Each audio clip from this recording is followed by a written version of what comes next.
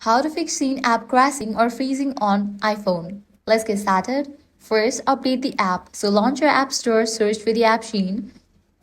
If you find the option of update, just click on it and update the app to its latest version. Next, force close and restart the app.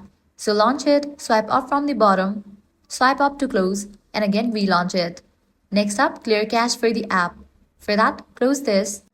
Press and hold on the SHEIN app. Click on the option Remove App, click on Delete App, click on Delete.